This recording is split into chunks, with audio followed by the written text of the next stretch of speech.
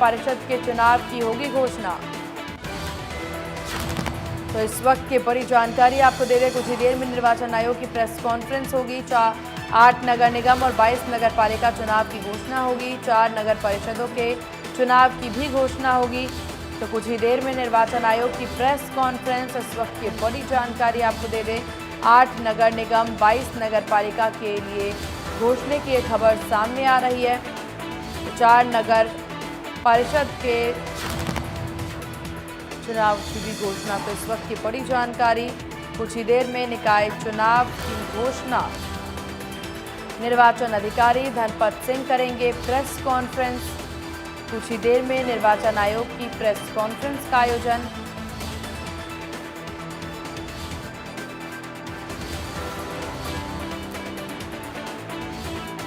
तो इस वक्त की बड़ी खबर आपको बता दें, अब से कुछ ही देर में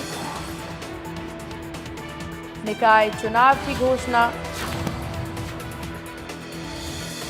तो ये बड़ी जानकारी आपको दे दे पंचकुला से, जहां कुछ ही देर में निकाय चुनाव की होगी घोषणा। निर्वाचन आयुक्त धनपत सिंह करेंगे प्रेस कॉन्फ्रेंस।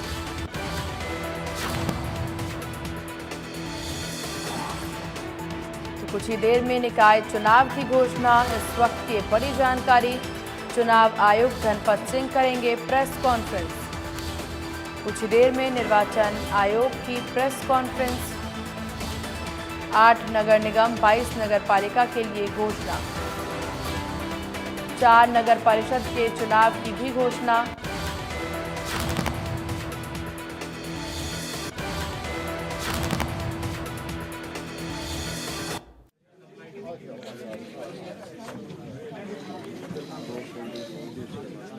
किसके पास ला रहे हो ना, बुलाता हूँ।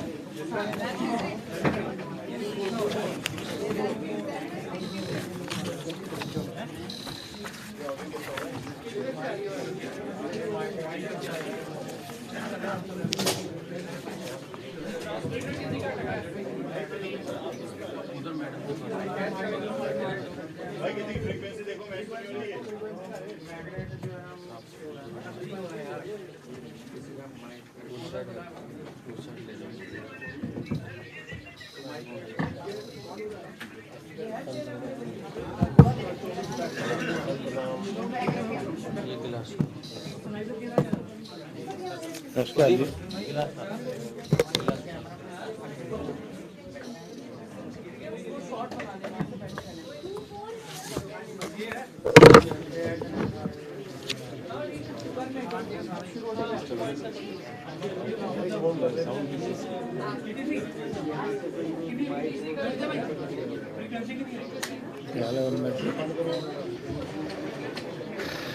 दिनेश, डिस्टर्बेंस वाली साउंड कैसी है? ये हाँ, क्या आ रहा है बेटी? अच्छा,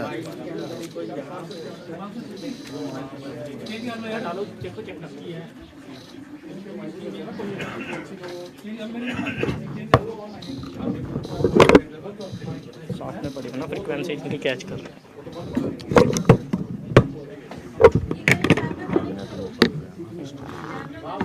हाँ ठीक है, शुरू करें जी।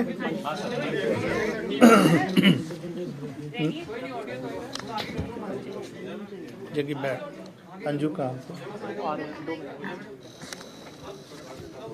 साथियों नमस्कार। तो आज हम इकट्ठे हुए हैं, बहुत देर से जो प्रतीक्षित था म्यूनसिपल इलेक्शंस की अनाउंसमेंट के बारे में। तो जो चुनाव अब होने जा रहे हैं, इसकी आज आपके सामने हम घोषणा करेंगे। वो 8 म्यूनसिपल कॉरपोरेशंस हैं, जिनके नाम हैं फरीदाबाद, गुरुग्राम, मानेसर, हिसार, करनाल, पानीपत, रोहतक और यमुनानगर। इनके आम चुनाव होने हैं। और इस हाँ, वैसे राइटअप भी मैं दे रहा हूँ बाकी। हाँ, फरीदाबाद, गुरुग्राम, मानेसर, हिसार, करनाल, पानीपत, रोहतक और यमुनानगर, इनमें मेयर के भी चुनाव होने हैं और सभी वार्डों के चुनाव होने हैं मेंबर्स के। तो इसके अलावा दो उपचुनाव हैं मेयर के, अम्बाला म्यूनसिपल कॉरपोरेशन और सोनीपत म्यूनसिपल कॉरपोरेशन। जैसा कि आपको पता है, श्रीमती शक्ति रानी शर्मा जो अम्बाला कॉरपोरेशन म्यूनसिपल कॉरपोरेशन की मेयर थी, अरे चुप करो यार। वो कालका विधानसभा सदस्य चुन ली गई थी, और जिस वजह से ये पोस्ट खाली हुई 8 अक्टूबर 2024 को, तो मेयर का उपचुनाव इसमें करवा रहे हैं। इसी प्रकार श्री निखिल मदान जी जो सोनीपत म्यूनसिपल कॉरपोरेशन के मेयर थे, वो सोनीपत विधानसभा से निर्वाचित हो गए एमएलए, और वो पद भी खाली था मेयर का, उसका भी उपचुनाव होने जा रहा है।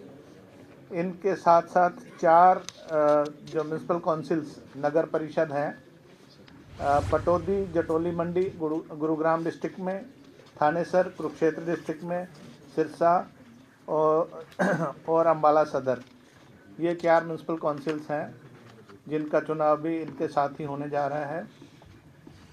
और 21 नगर पालिकाएँ हैं जिनके चुनाव ये आम चुनाव जहाँ पर होने हैं, इसका मतलब प्रेसिडेंट के भी और उनके वार्ड मेंबर्स के, सभी म्यूनसिपल काउंसिल्स जो 4 मैंने बताई उनके भी प्रेसिडेंट्स के और वार्ड मेंबर्स के, और 21 म्यूनसिपल कमेटियां हैं उनके प्रेसिडेंट्स और वार्ड मेंबर्स के।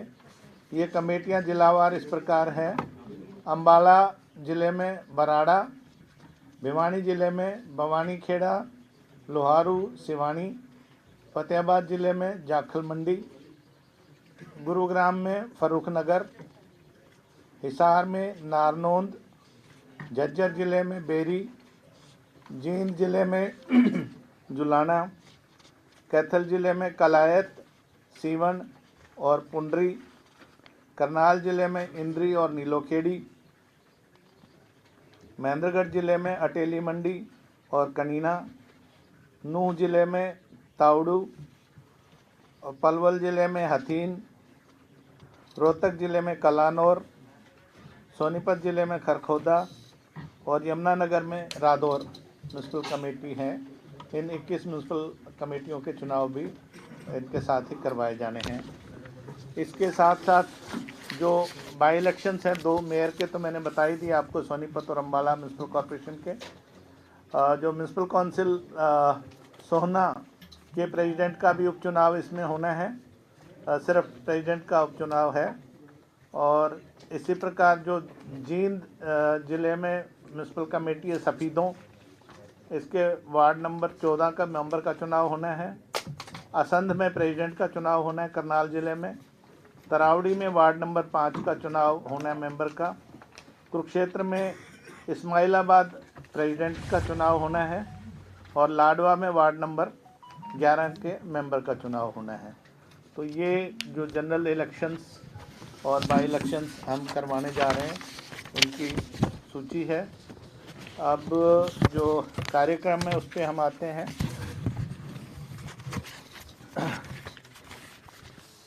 फॉर्मल नोटिस इसका जो सभी संबंधित जिला उपायुक्त हैं, डिप्टी कमिश्नर्स हैं, वो कल 5/2/2025 को इसकी फॉर्मल नोटिस लगाएंगे अपनी वेबसाइट पे और अपने ऑफिस में, 5/2/2025 को वेडनेसडे को। और पानीपत को छोड़ के बाकी जगह जो नॉमिनेशन की प्रक्रिया वो 11/2/2025 ट्यूसडे से शुरू होगी, और 17/2/2025 5 दिन नॉमिनेशन रहेगा वर्किंग डेज में, 11 बजे से 3 बजे तक। 12/2/2025 को संत श्री गुरु रविदास जी की जयंती है, उस दिन अवकाश रहेगा, और 16/2/2025 संडे की वजह से अवकाश रहेगा।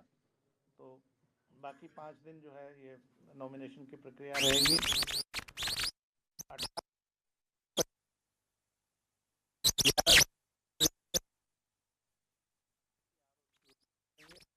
करेंगे 19/2/2025 को जो अपना नाम वापस, जो जिनके नाम ठीक पाए गए वो अपना नाम वापस लेना चाहते हैं, वो अपना नाम वापस ले सकेंगे 11 से 3 बजे के बीच में। फिर 19/2 को ही 3 बजे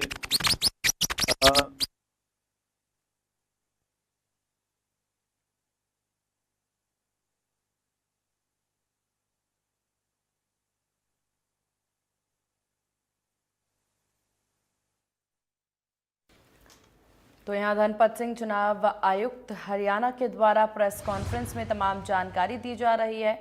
प्रेस कॉन्फ्रेंस की सीधी तस्वीरें, जहां 21 नगर पालिकाओं के भी चुनाव होंगे, 4 नगर परिषद के चुनाव होंगे। प्रेस कॉन्फ्रेंस में वो तमाम जानकारी देते आ रहे हैं नजर। निकाय चुनाव की घोषणा, पटौदी, थानेसर, अम्बाला सदर, सिरसा में चुनाव, 4 नगर परिषद के चुनाव होंगे। चुनाव आयोग की प्रेस कॉन्फ्रेंस की ये तस्वीरें आपकी टीवी स्क्रीन पर है, जहां 21 नगर पालिकाओं के भी चुनाव होने की बात उनके द्वारा कही गई है।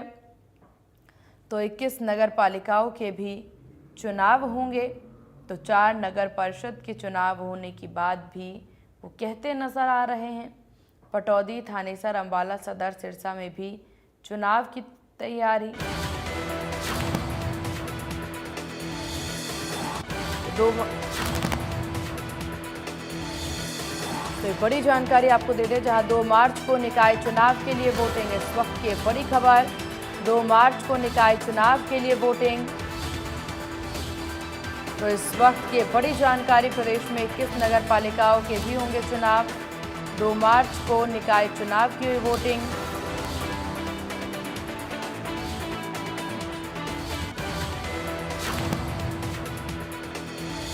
निकाय चुनाव को लेकर के 2 मार्च को वोटिंग। तो इस वक्त की बड़ी जानकारी आपको दे दें, 2 मार्च को निकाय चुनाव के लिए वोटिंग। 2 मार्च को निकाय चुनाव के लिए वोटिंग।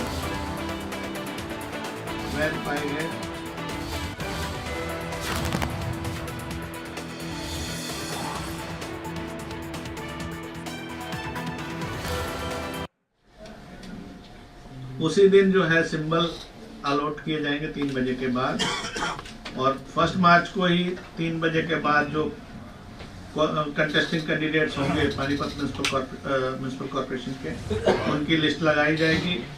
उसी दिन पोलिंग स्टेशंस की लिस्ट भी लगाई जाएगी, और 9 मार्च 2025 को पोल होगा।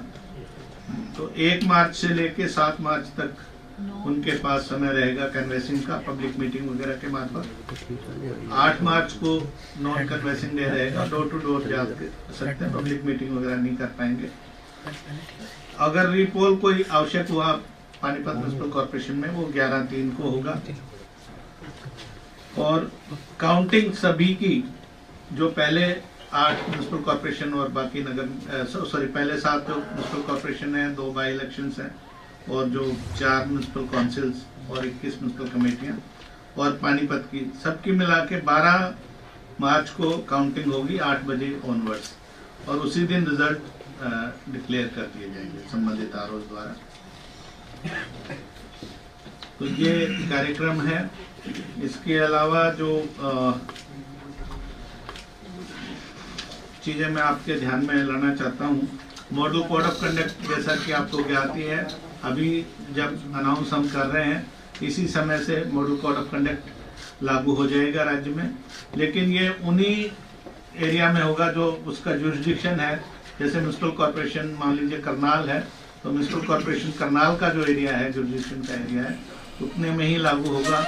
वहाँ पर चुनाव से संबंधित जो भी अधिकारी कर्मचारी होंगे, उनकी इन दिनों में बदली नहीं की जा सकेगी। और म्युनिसिपल कॉर्पोरेशन जो चुनाव में जा रही है, या काउंसिल या कमेटी, उसके किसी भी एम्प्लॉय या किसी अधिकारी का ट्रांसफर इन दिनों में नहीं होगा। अगर कोई आवश्यक हुआ, बहुत आवश्यक हुआ पब्लिक इंटरेस्ट में, तो स्टेट इलेक्शन कमीशन की परमिशन के बाद ही ऐसा हो सकेगा। इन संस्थाओं में इन दिनों में किसी नए काम की घोषणा नहीं होगी, कोई नींव पत्थर नहीं रखा जाएगा, कोई उसका उद्घाटन वगैरह नहीं होगा। लेकिन जो रूटीन के काम है, या जो काम पहले से चल रहे हैं, डेवलपमेंट के काम है, या जो प्रोजेक्ट पहले से चल रहे हैं, या बाकी जो रूटीन के काम होते हैं, साफ सफाई और जो भी है, वो यथावत चलते रहेंगे, उनमें कोई बाधा नहीं आएगी। जहाँ तक एजुकेशनल क्वालिफिकेशंस की बात है, आपको पता है वर्ष 2016 में राज्य सरकार ने कुछ एजुकेशनल क्वालिफिकेशन कैंडिडेट्स के लिए पहली बार हरियाणा राज्य में रखी गई थी। मेयर जो कॉरपोरेशन के हैं, उनके लिए जो अनरिजर्व कैटेगरी है, उनके लिए 10वीं पास है। विमेन और एससी कैंडिडेट के लिए 8वीं पास है। SC विमेन के लिए भी 8वीं पास है। मेंबर जो कॉर्पोरेशन कॉर्पोरेशन उनके लिए भी 10th है, और विमेन या SC कैंडिडेट या SC विमेन कैंडिडेट उनके विमेन या SC कैंडिडेट के लिए 8th पास है, विमेन किसी भी कैटेगरी, और SC विमेन के लिए 5th पास है मेंबर में। इसी तरह से प्रेसिडेंट म्युनिसिपल काउंसिल या म्युनिसिपल कमेटी के लिए अनरिजर्व सीटों के लिए 10th पास है, विमेन या SC कैंडिडेट के लिए 8th पास है, और SC विमेन के लिए प्रेसिडेंट म्युनिसिपल कमेटी या म्युनिसिपल काउंसिल के लिए 8th पास है। इसी प्रकार जो मेंबर म्युनिसिपल काउंसिल या कमेटी है, अनरिजर्व सीटों के लिए 10वीं पास है, विमेन या SC कैंडिडेट के लिए 8वीं पास है, और SC विमेन कैंडिडेट के लिए 5वीं कक्षा पास होना अनिवार्य है।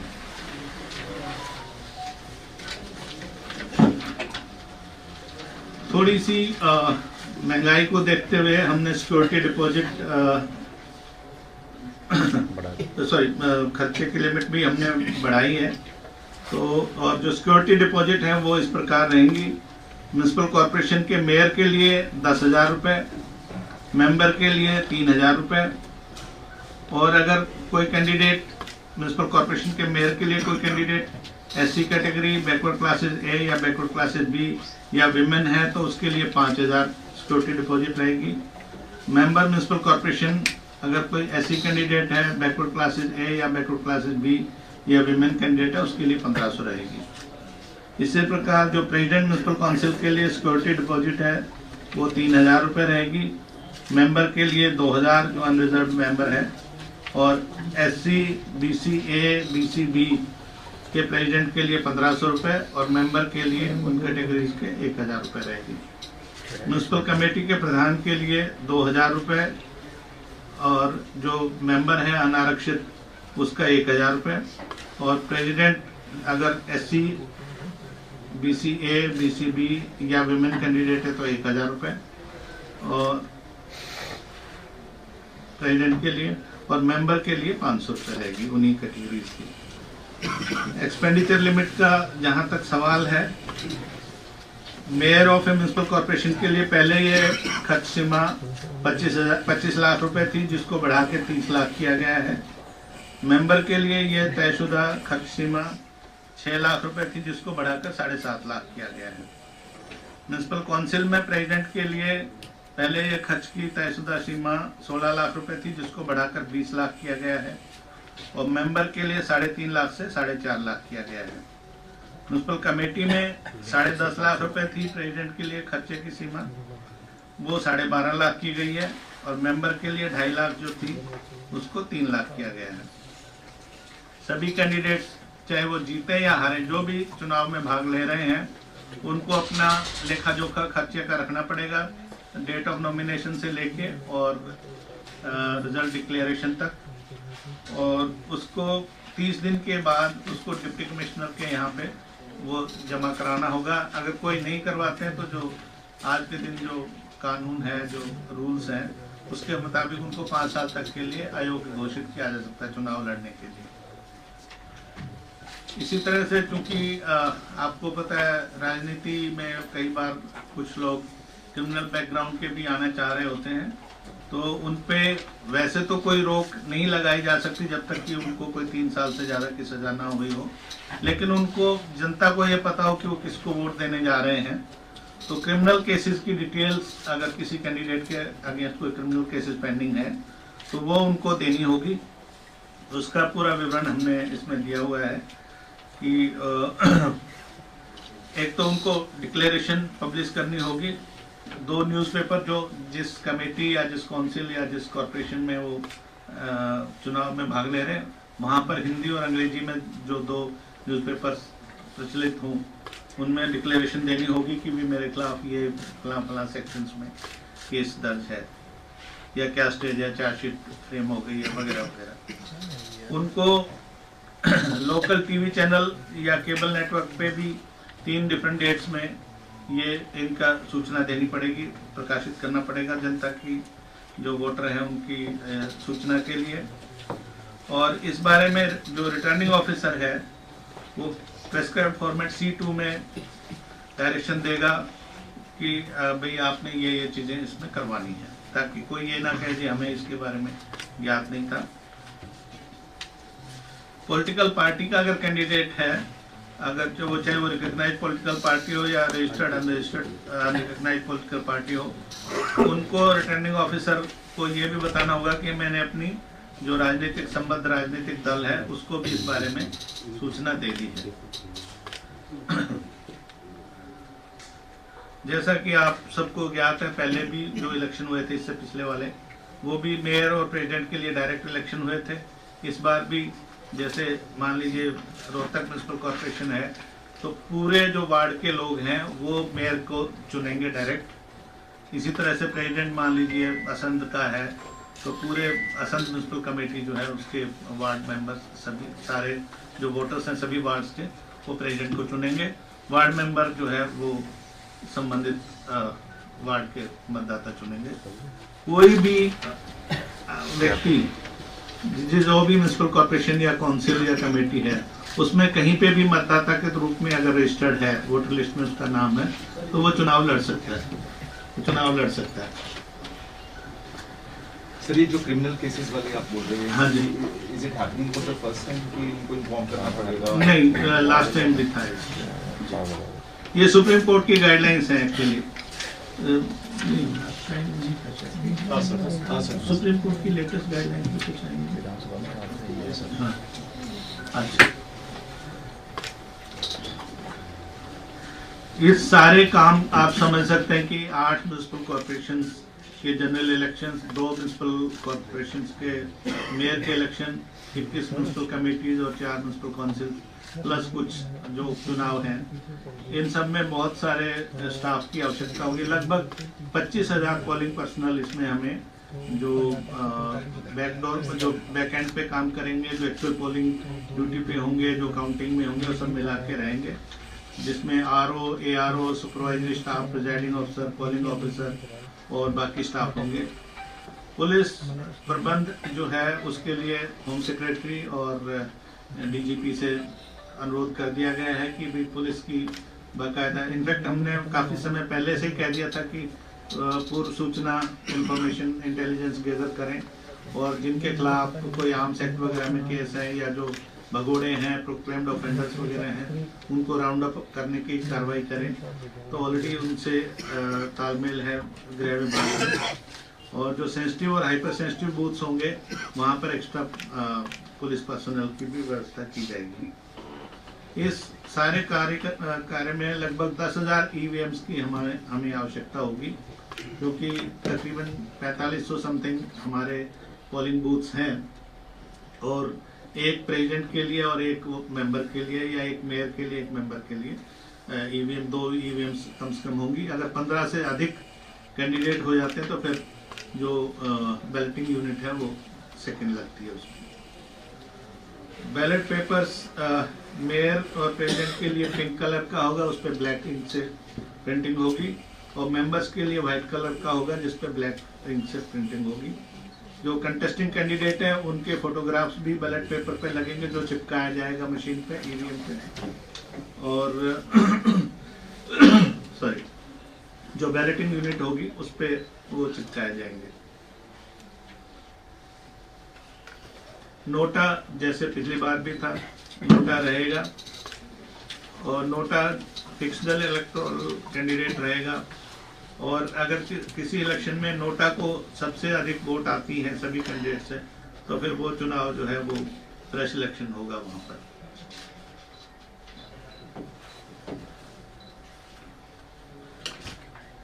वोटर लिस्ट जैसे कि मैं पहले भी आप लोगों से बताता रहा हूँ कि सभी की जो फाइनल इलेक्टोरल जो लिस्ट है, जो असेंबली वाइज हमें प्राप्त हुई थी, जो 22/1/2024 को अपडेटेड थी, और उसके बाद 12/9/2024 तक जो स्टेट के असेंबली इलेक्शन हुए थे उसमें updation election commission of India ने कर दिए थे, वो हमें उपलब्ध करवाई गई थी।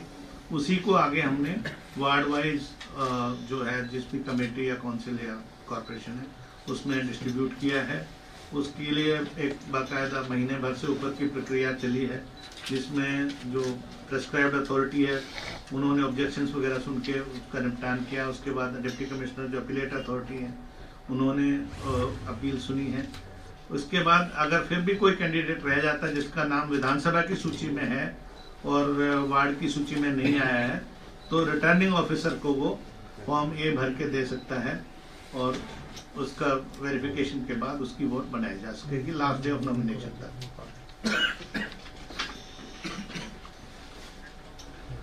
यथावत पहले की तरह इलेक्शन ऑब्जर्वर्स भी हम इसमें सीनियर IAS और HS ऑफिसर्स को इलेक्शन ऑब्जर्वर्स लगाएंगे। एक्सपेंडिचर के लिए DETCs को हम लगाएंगे और पुलिस ऑब्जर्वर्स भी रहेंगे। अपार्ट फ्रॉम जो रेगुलर डिस्ट्रिक्ट पुलिस और डिस्ट्रिक्ट एडमिनिस्ट्रेशन है वो तो अपना काम करेंगे ही। वोटर अवेयरनेस के लिए हम समय समय पर प्रिंट और इलेक्ट्रॉनिक मीडिया में एडवर्टीजमेंट जारी करेंगे और मेरी आप सब के माध्यम से भी आज भी अपील है सभी मतदाताओं से, इन सभी संस्थाओं के, कि वो भारी संख्या में अपने मत का प्रयोग करें ताकि वो अपने मनपसंद का कैंडिडेट चुन सके जो उनके विकास कार्यों में रुचि ले और हम इस तरह से ग्रास रूट डेमोक्रेसी को मजबूत बनाएं। तो मोटे तौर पर जो विशेष बिंदु थे, मुख्य बिंदु थे, वो सब मैंने कवर कर लिए हैं। अब किसी साथी की कोई और अगर जिज्ञासा हो या कोई प्रश्न हो तो आप पूछ सकते हैं। कर्मचारियों के लिए वोटिंग का वो बैलेट पेपर नहीं, इसमें वो व्यवस्था नहीं है। हाँ जी, हाँ, जैसे मैंने बताया कि हमारे 4500 कुछ वो है पोलिंग बूथ, तो 9000 के करीब हमारी रिक्वायरमेंट है, तो 1000 के करीब 10% से ज़्यादा हमारी रिजर्व EVMs रहेंगी। जो मोबाइल पार्टी होती है उस दिन, उसके सभी जीप में एक एक दो हम रख देते हैं कि कहीं पे भी अगर कोई गड़बड़ी हो, कुछ हो, तो आधे घंटे में वो रिप्लेस होगी। सिक्योरिटी पर्सनल्स कितने लगभग डिप्लॉय किए जाएंगे सिक्योरिटी? ये we leave it to the SP concern, तो उसमें सफिशिएंट रहेगा उसमें। और यहाँ पे मैंने बताया कि कहीं पे सेंसिटिव या हाइपर सेंसिटिव पोलिंग बूथ्स की अभी लिस्ट आनी है डिप्टी कमिश्नर से, वहाँ पे एक्स्ट्रा की व्यवस्था होगी। उसके अलावा मोबाइल पेट्रोलिंग पुलिस पार्टीज भी रहेंगी और कुछ इंटेलिजेंस बेस पे जो पहले से कुछ आपराधिक किस्म के जो प्रवृत्ति के लोग हैं उनके खिलाफ पहले से कार्रवाई होगी और आर्म्स एक्ट वगैरह में भी जो कार्रवाई बनती है वो रहेगी। आर्म्स वो डिस्ट्रिक्ट मजिस्ट्रेट पे हम छोड़ते हैं कि अगर वो समझते हैं कि भी किसी प्रकार का अंदेशा हो सकता है तो वो कार्रवाई ला सकते हैं। They are free to do all normal जो भी उनका सीजर का है और इस तरह की एक्टिविटीज। एफिडेविट्स अप्रूव करेंगे जैसे यूजुअली होते हैं। एफिडेविट रिटर्निंग ऑफिसर कोई ऐसी कॉमन वेबसाइट जिस पे हमारी कमीशन की वेबसाइट पे, जिले की वेबसाइट नॉमिनेशन फॉर्म के साथ ही सब जो returning officer know your candidate portal में होंगे, क्योंकि कैंडिडेट जो है अपने नॉमिनेशन के साथ भी लिस्ट देगा कि ये केसेस उनके खिलाफ पेंडिंग है या चल रहे हैं कोर्ट में। सर रीपोलिंग के लिए क्या क्राइटेरिया रखा है कि आप रीपोल कराएंगे? नहीं, रीपोल एक बेसिकली एक प्रिकॉशनरी मेजर है। वैसे तो इसमें कई सारी चीजें होती हैं कि कहीं पे 2 घंटे से ज्यादा मान लो पोलिंग नहीं हो पाई, मशीन खराब थी, हंगामा हो गया, कोई और झगड़ा हो गया किसी वजह से, तो प्रिजाइडिंग ऑफिसर की डायरी आती है, उसमें वो रिकमेंड करते हैं कि जी यहाँ पर जो है नॉर्मल रूप से मतदान नहीं हो पाया और ये न्यायोचित होगा कि यहाँ पर रिपोल कराया जाए तो ही। और फिर जो ऑब्जर्वर्स होंगे अगर वो भी कोई ऐसी चीज पाते हैं तो उनकी रिपोर्ट भी शाम तक हमारे पास आएगी, तो उसमें होगा।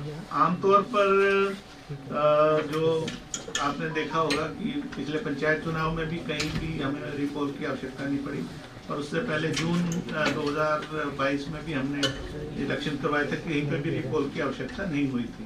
तो कहीं से डिमांड आती है तो फिर प्रिजाइडिंग ऑफिसर की डायरी, ऑब्जर्वर की रिपोर्ट और वो सारे हालात, बाकी मीडिया से भी पता लग जाता है।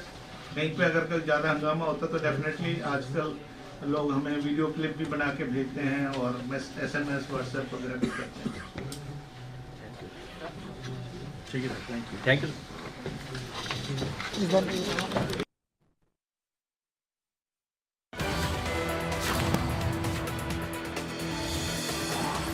तो हरियाणा में निकाय चुनाव की घोषणा हो चुकी है। 2 मार्च को वोटिंग होगी, 12 मार्च को नतीजे आएंगे। मुख्य निर्वाचन अधिकारी धनपत सिंह ने चंडीगढ़ में प्रेस कॉन्फ्रेंस कर कहा है कि रिपोलिंग 9 मार्च को होगी। 12 मार्च को सुबह 8 बजे से काउंटिंग शुरू होगी और आज से ही आचार संहिता लागू हो गई है। फरीदाबाद, गुरुग्राम, मानेसर, पानीपत, रोहतक, यमुनानगर, हिसार और करनाल में मेयर और सभी वार्डों के चुनाव होने हैं। इसके अलावा 2 उपचुनाव अंबाला और सोनीपत में होने हैं।